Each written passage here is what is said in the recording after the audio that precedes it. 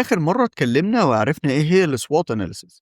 خلينا بقى اهم. ندخل أكتر ونسأل نفسنا سؤال: إيه أول حاجة المفروض أبدأ أعملها في السوشيال ميديا؟ أو إزاي أقدر أقيم نفسي وأقيم المنافسين اهم. على السوشيال ميديا؟ وده دور السوشيال أوديت. وخلي بالك لأن هنا هتبدأ تتعلم رحلة القياس من خلال تقييم نفسك وتقييم الغير، وده بيبقى بناء على عدة عوامل. خلينا نقولهم وبعد كده نبدأ نشرحهم بالترتيب، وإيه دور كل واحدة منهم، وإزاي أقدر أنفذ الكلام ده أو الشكل اللي بشتغل على أساسه. أول حاجة عندي لما أبدأ أفتح أي بلاتفورم على السوشيال ميديا، لازم يبقى عندي نظرة مختلفة عن المستخدم العادي. لازم أشوف الموضوع من زاوية مختلفة.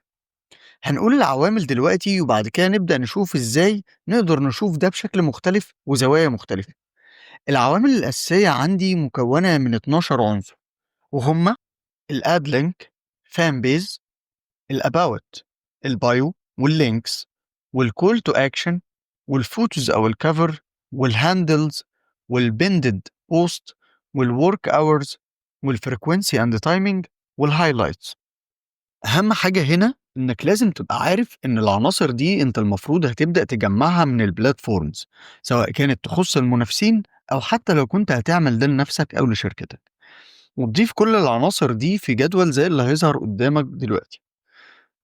طيب، خلينا نتكلم عنهم بالتفصيل ونفهم ده هيفيدنا ازاي. اول حاجة محتاجين نبدأ بالاد لينكس. مهم جدا اننا نجمع كل اللينكس الخاصة بالبلاتفورمز، سواء لينا سواء للمنافسين. زي ما شفنا من شوية، كل منافس بيكون ليه صفحة خاصة بيه ببياناته اللي جمعناها. ببدأ أبديت عليها كل شوية لأن فيها عوامل كتير جدا ممكن تتغير مع الوقت. فلازم أول حاجة أكون عارف إيه هي اللينكس الخاصة بكل منافس وشغال على منصات إيه. وعلشان أبدأ أعرف إيه هي المنصات اللي بيشتغل عليها وأكبر قاعدة عملاء عنده موجودة في أنهي بلاتفورم، لازم أشوف تاني حاجة، وهي الفان بيز. لازم أشوف كل منصة وعدد الفولورز عليها، وأبدأ أسجل كل خطوة وكل حاجة بشوفها قدامي، كل ده لكل منصة على حدة. وهنا بقى عرفت أول المعايير الخاصة بالمنافس، وقدرت أقارن بيني وبين المنافس في الأجزاء دي، وعرفت إيه هي المنصات اللي هو بيركز عليها.